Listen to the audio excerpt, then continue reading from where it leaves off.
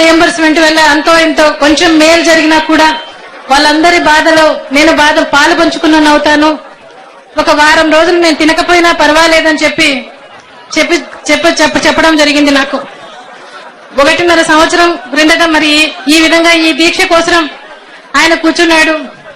మళ్ళీ ఒంగోలులో ఒక రోజు హాల్ టికెట్లు ఇవ్వటం లేదని చెప్పి ఆ రోజు దీక్ష చేయడం జరిగింది. మరి ఆ రోజు నుంచి ఈ రోజు వరకు మనం బాధపడతానే ఉన్నాం, ఈ పథకం సరిగా జరగడం లేదని చెప్పి. మళ్ళా ఏలూరులో దీక్షకు బొమ్మని చెప్పడం జరిగింది. ఆయన జైల్లో ఉన్నా కూడా నిరంతరం మీ గురించి ఆలోచన చేస్తా ఉన్నాడు. ఆయన ప్రతి సమస్యలోనూ ఆయన ఉన్నప్పుడు ఏ విధంగా స్పందించేవాడో అలాగే ఇప్పుడు నేను వచ్చిన తర్వాత నేను చూస్తానమ్మా, నువ్వు వెళ్ళి అందరినీ పలకరించు, అందరికీ ధైర్యం చెప్పు అని చెప్పి నన్ను పంపించడం జరిగింది. ఇవాళ కూడా ఈ 2 రోజులు ఇక్కడ చేయడం జరిగింది. మరి మన దీక్షలకు ప్రభుత్వం ఎంత మాత్రం దిగొస్తుందో మరి నాకైతే అర్థం కావడం లేదు. మరి నిద్రపోయే వాళ్ళనైతే లేపి చెప్పొచ్చు, మరి నిద్రపోతా ఉన్నట్లు యాక్షన్ చేసే వాళ్ళని మనం లేపలేం.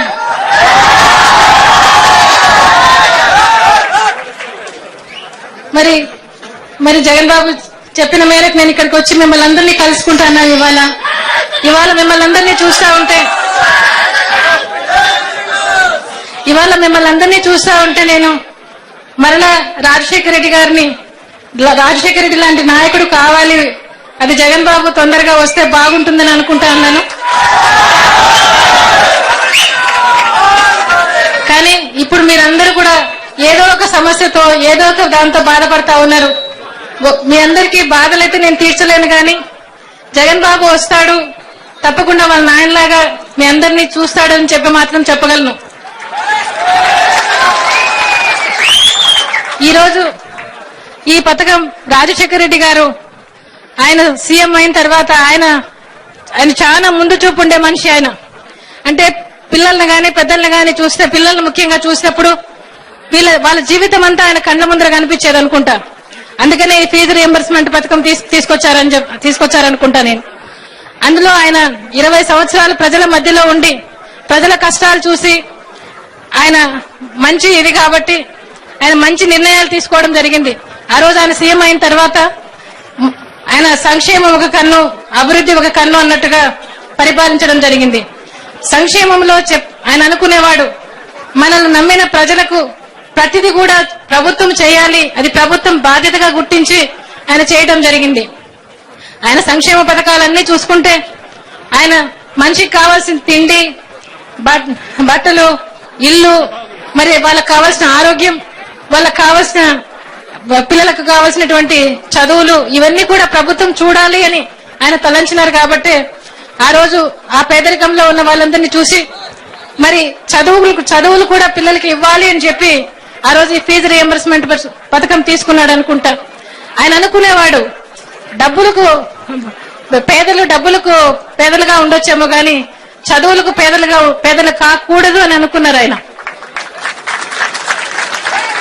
ఆయన ఈ చదువుల గురించి ఆయన అంటే ప్రతి పేదవాడు కూడా దీనికి అర్హుడు అని చెప్పి అనుకున్నాడు ఆయన. మన కేంద్ర ప్రభుత్వం విద్యార్హత చట్టాన్ని గత ఏడాది తీసుకురావడం జరిగింది. ఆ విద్యార్హత చట్టంలో ప్రాథమిక విద్యను వాళ్ళు మెయిన్ గా తీసుకోవడం జరిగింది. కానీ రాజశేఖర రెడ్డి గారు కేంద్ర ప్రభుత్వం కంటే కూడా ముందుగానే ఆయన తెలిసిన వ్యక్తి కాబట్టి డిగ్రీలు, పీజీలు చేయడానికి ఆయన ఏకంగా అది ప్రభుత్వం బాధ్యత, ఫీజు అంతా కూడా ప్రభుత్వం కడుతుంది అని చెప్పి ఆయన ఈ ఫీజు రియంబర్స్మెంట్ పథకం తీసుకోవడం జరిగింది. డబ్బులు లేకపోయినా కూడా, అంటే ప్రతిభ ఉండి డబ్బులు లేక చదువుకునే పిల్లలు చాలా మంది ఉన్నారు. చాలా మందిని చూసి ఈ నిర్ణయాలు తీసుకోవడం జరిగింది. మరి అంతేకాకుండా మరి ఇప్పుడు మంత్రులు మాట్లాడుతా ఉన్నారు, కొంతమంది నాయకులు మాట్లాడుతా ఉన్నారు. మరి ఇవాళ ఇది చేయలేకపోతా ఉన్నారు.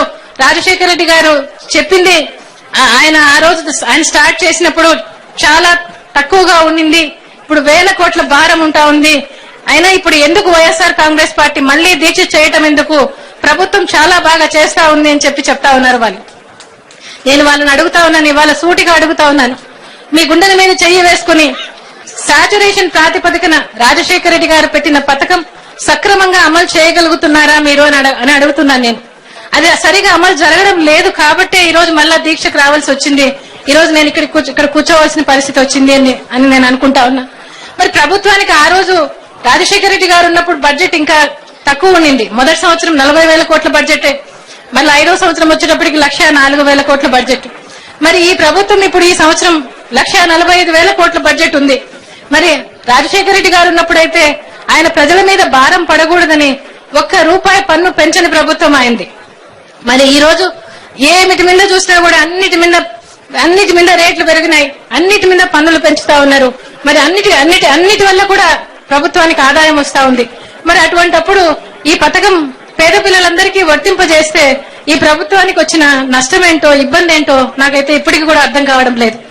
మరి ఈ రోజు ఈ రాజశేఖర రెడ్డి గారు మన మధ్య నుంచి వెళ్లిపోయినప్పటి నుంచి కూడా ఉన్నప్పుడు ఏ రోజు విద్యార్థులు గాని, ఏ రోజు తల్లిదండ్రులు గాని బాధపడింది లేదు, చదువులు ఆగిపోతాయని బాధపడింది లేదు, అట్లాగే యాజమాన్యాలు కూడా డబ్బులు రావు అని బాధపడింది లేదు.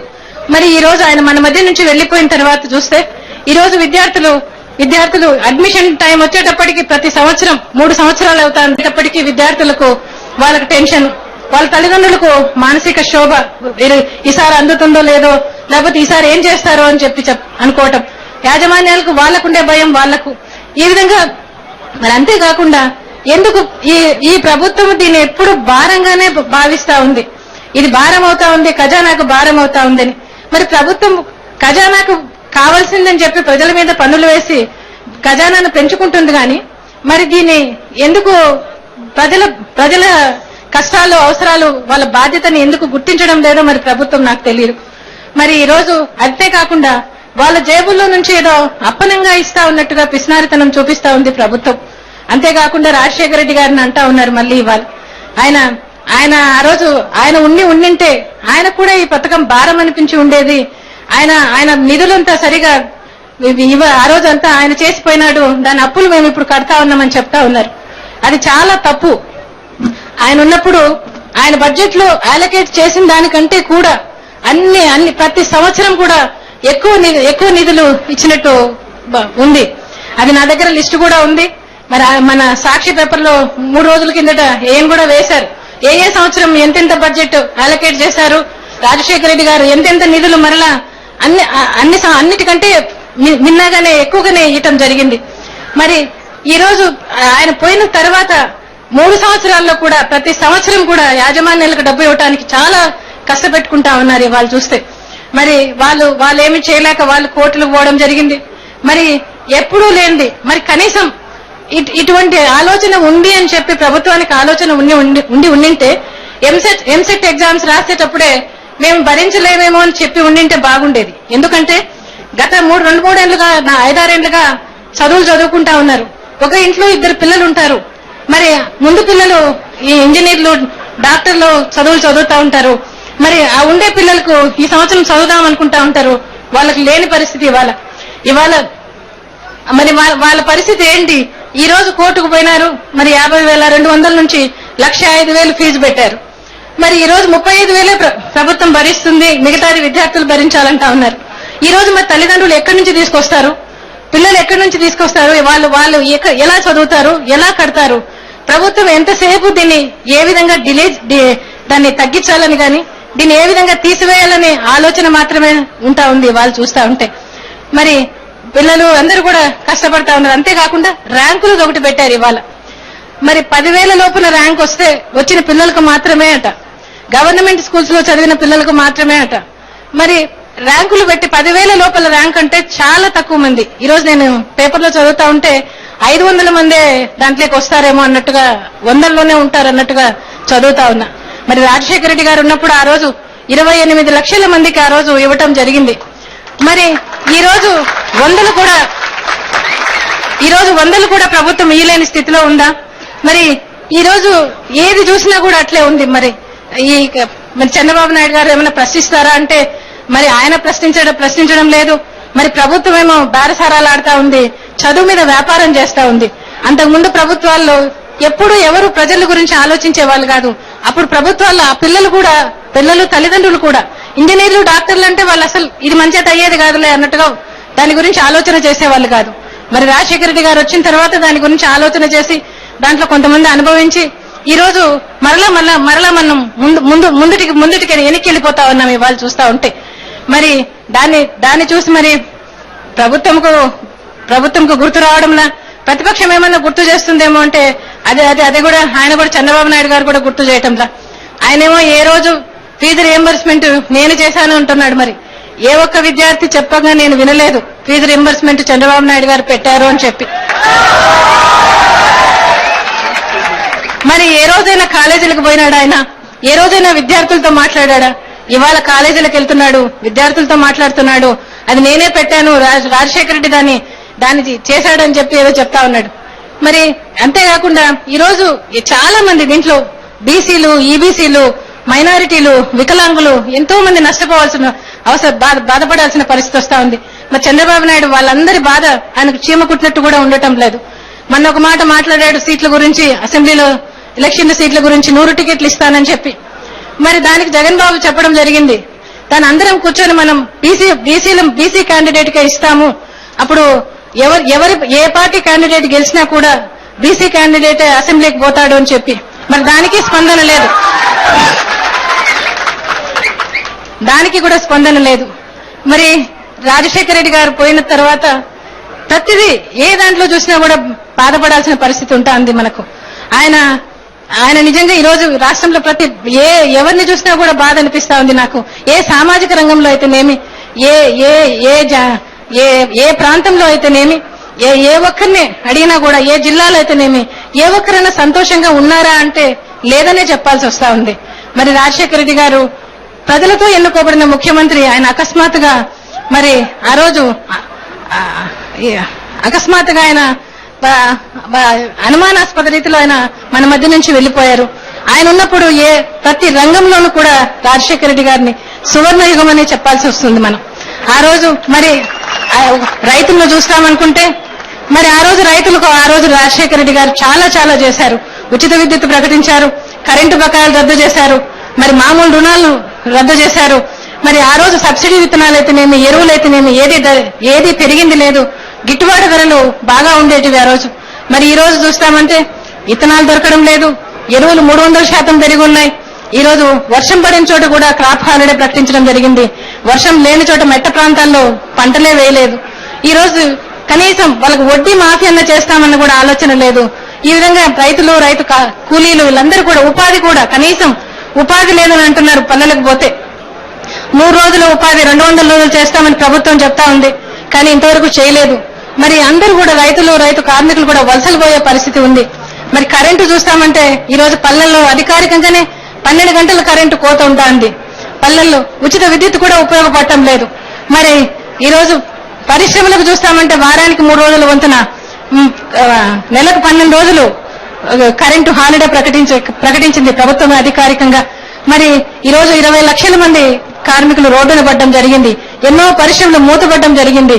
మరి ఈ రోజు చెప్తా ఉన్నారు మేము సంవత్సరానికి 15 లక్షల మంది ఉద్యోగాలు ఇస్తామని చెప్పి. ఎక్కడ ఉద్యోగాలు ఇస్తా ఉన్నారో నాకైతే అర్థం కావడంలా.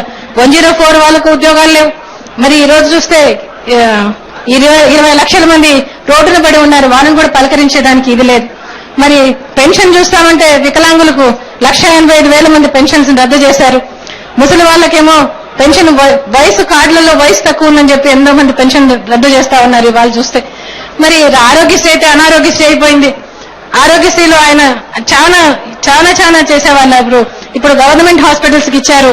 మరి గవర్నమెంట్ హాస్పిటల్స్ లో వసతులు లేవు, డాక్టర్లు లేరు, దానికి కావాల్సిన మందులు లేవు. ఈ విధంగా జరుగుతా ఉంది. ఎక్కడ చూసినా కూడా అట్లాగే ఉంది. మరి పారిశ్రామికవేత్తలు చూస్తామనుకుంటే మొన్ననే ప్రభుత్వం 6 నెలల కిందట ముఖ్యమంత్రి గారు చెప్పారు 6.5 లక్షల కోట్లతో మరి పారిశ్రామికవేత్తలు వస్తున్నారు, రాష్ట్ర ప్రభుత్వం కలిసి పనిచేస్తారని చెప్పి పరిశ్రమలు వస్తాయని చెప్పి. మరి ఇంతవరకు ఏదీ లేదు, ఏ ఒక్క పరిశ్రమ లేదు. పరిశ్రమలు ఏమైనాయని, ఆ సంస్థలు ఎవరు పెడుతున్నారని కానీ ఏది లేదు, ఎక్కడ కూడా ఏదీ లేదు ఇవాళ చూస్తే. మరి ఈ విధంగా ప్రభుత్వం నడుస్తా ఉంది. ఈ 3 ఏళ్లలో జరిగిన కార్యక్రమాలన్నీ కూడా నేను ప్రభుత్వము ప్రతిపక్షము రెండూ కలిసి పనిచేస్తా ఉన్నాయి. ఎంత బాగా కలిసి పనిచేస్తున్నాయంటే మన ఉప ఎన్నికలో తెలుగుదేశం కొన్ని చోట్ల డిపాజిట్ పోయింది, కొన్ని చోట్ల కాంగ్రెస్ డిపాజిట్ పోయింది. అంత బాగా కలిసి పనిచేస్తా ఉన్నాయి.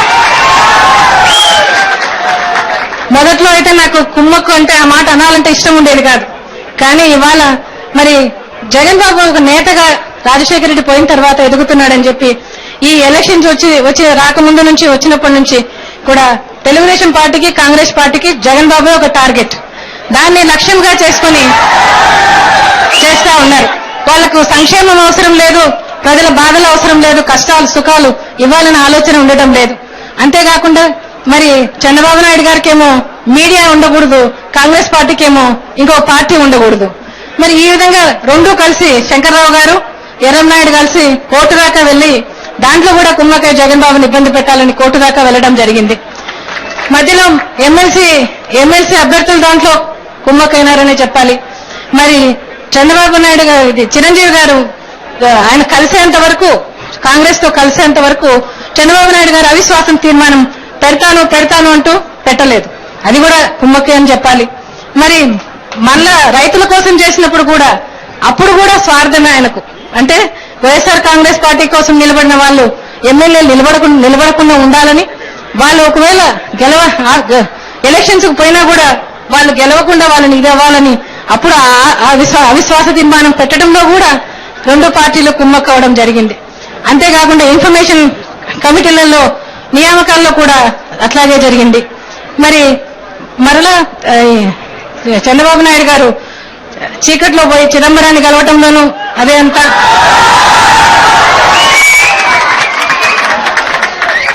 కర్ణాటక కాంగ్రెస్ గవర్నర్ భరద్వాజ్ గారిని కలవడము అంతే, అమీర్పేటలో తెలుగుదేశం నాయకులకు కాంగ్రెస్ ప్రభుత్వం స్థలం ఇవ్వటంలోనూ కుమ్మక్కే. మరి ఈ రోజు రాష్ట్ర ప్రజలను, మరి ఈ రోజు 10 కోట్ల మంది ప్రజలు ఎంత బాధలు పడతా ఉన్నా కూడా వాళ్ళని గురించి ఆలోచన చేయకపోవడము కుమ్మకే. మరి ఎంతసేపు రాజశేఖర రెడ్డి గారిని తిట్టడానికి, ఎంతసేపు జగన్ బాబు మీద నిందలు వేయడానికి, దానికి అదే కార్యక్రమం. ప్రెస్ కాన్ఫరెన్స్లు పెట్టినా కూడా వాళ్ళిద్దరే కావాలి, జగన్ బాబుని తిట్టనన్నా తిట్టాలి, లేకపోతే రాజశేఖర రెడ్డి గారిని తిట్టనన్నా తిట్టాలి, ఇదే కార్యక్రమం. మరి ఇంకా సిబిఐ విషయానికి వస్తే ఇది కూడా, అంటే నేను మీ అందరూ ఉన్నారు, జరిగిన కార్యక్రమాలు నేను చెప్పాలని నేను అనుకుంటా ఉన్నా. ఈరోజు సిబిఐ ఇద్దరు కోర్టులకు పోయినారు. కోర్టుకు పోయిన దానివల్ల సిబిఐ ఎంక్వైరీ చేసింది. సిబిఐ ఎంక్వైరీ చేసి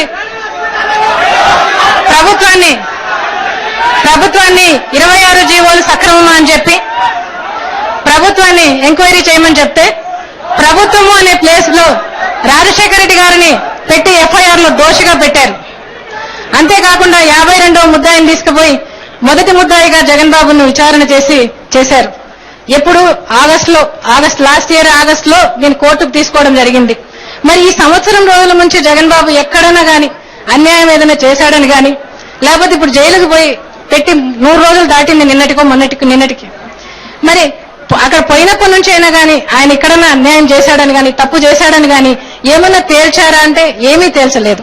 మరి ఈ రోజు మరి జైల్లో కూడా రకరకాల పరిస్థితులు, ఆయన కోర్టుకు తీసుకురావాలంటే అదే ఏదో మామూలు ఖైదీలకు తెచ్చినట్టుగా, క్రిమినల్స్ తెచ్చినట్టుగా తీసుకొస్తారు. మరి ఎప్పుడు చరిత్రలో లేనిది ఈ రోజు ప్రభుత్వం ఇవాళ చేస్తా ఉంది. వీటన్నిటిలో కూడా మరి తెలుగుదేశం ప్రభుత్వము, ఈ ప్రభుత్వము రెండూ కలిసి పనిచేస్తా ఉన్నాయి. అయినా పర్వాలేదు, దేవుడు చూస్తా ఉన్నాడు. ధర్మం, న్యాయం మన పక్షంగా ఉంది. వైఎస్ఆర్ కాంగ్రెస్ పార్టీ ప్రజాపక్షం. ఎప్పుడు కూడా రాజశేఖర రెడ్డి గారు ప్రజలంటే ప్రాణం పెట్టేవాళ్ళు. ఆయన అంతిమం వరకు కూడా, ఆయన ప్రాణం పోయేంత వరకు కూడా రచ్చబండకని ఆయన ప్రాణం పోగొట్టుకోవడం జరిగింది. ఆయన అంతే లాస్ట్ మినిట్ వరకు కూడా ప్రజల కోసమే జీవించారు. అట్లాగే జగన్ బాబు కూడా ప్రజల కోసం ఆయన వచ్చాడు. మీ అందరి ఆయన మీ దీక్షలలో కూడా మీ నాయకుడిగా ఆయన ఎదిగాడు. నాకు ముందు చాలా బాధ అనిపించింది, కష్టం అనిపించింది. మిమ్మల్ని అందరినీ చూసినప్పుడు మళ్ళీ మంచి నిర్ణయమే తీసుకున్నాడు అనిపిస్తాడు బాబుని.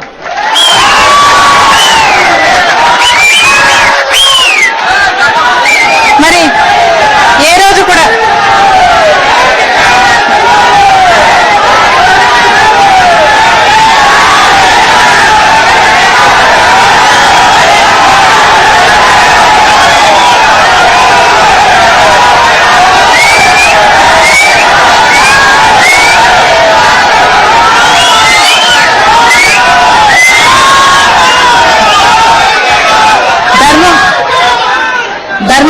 ధర్మము, న్యాయం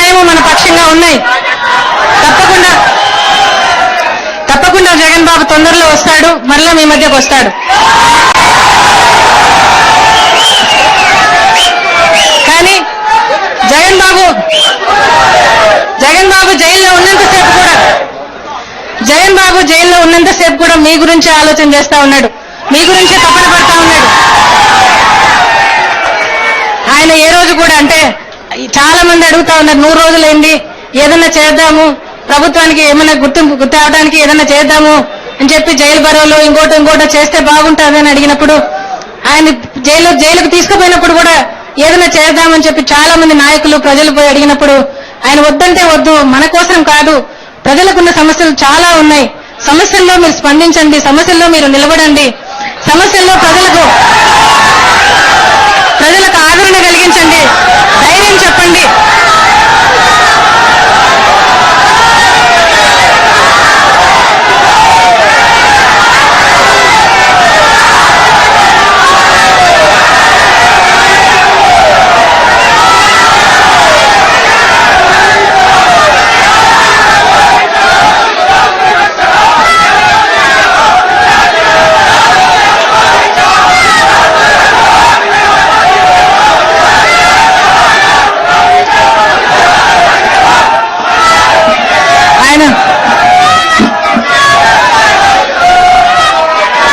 రాజశేఖర రెడ్డి గారు, జగన్ బాబు చాలా అదృష్టవంతులు.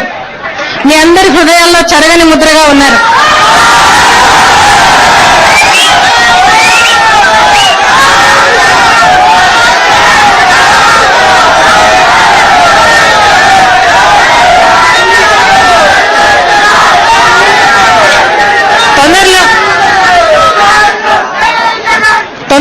తొందరలో వస్తారమ్మా జగన్ బాబు. మరలా నెలకు మీ మధ్యలో మీతో ఉంటాడని చెబుతూ, మీ సమస్యలన్నిట్లో నేనేమీ చేయలేకపోతానమ్మా, మిమ్మల్ని ధైర్యం చెప్పగలుగుతా ఉన్నా, ఓదార్చగలుగుతా ఉన్నా. మళ్ళీ ఇవన్నీ కూడా మరలా రాజశేఖర రెడ్డి గారి సువర్ణయుగం వస్తుంది, జగన్ బాబు మళ్ళా అవన్నీ తీసుకొస్తాడు, మీ మధ్యలో ఉంటాడని చెప్తూ సెలవు తీసుకుంటున్నాం.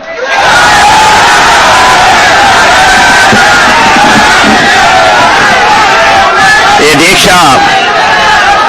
ఎంతటితో ముగుస్తూ ఉన్నది. ఈ సందర్భంగా మీకు ఒక మాట చెప్పాలి. ఈ దీక్షకు మద్దతిస్తూ అన్ని జిల్లాల్లో కూడా దీక్షలు కొనసాగాయి. ఒక యాదగిరి గుట్టలో ఇప్పటికీ జగన్ గారి అరెస్టుకు నిరసనగా 101 రోజులుగా దీక్షలు కొనసాగుతా ఉన్నాయి. వాళ్ళు పట్టుదలతో ఉన్నారు. జగన్ రిలీజ్ అయ్యేంత వరకు దీక్షలు కొనసాగిస్తారట వాళ్ళందరూ కలిసి. జై జగన్, జై జగన్.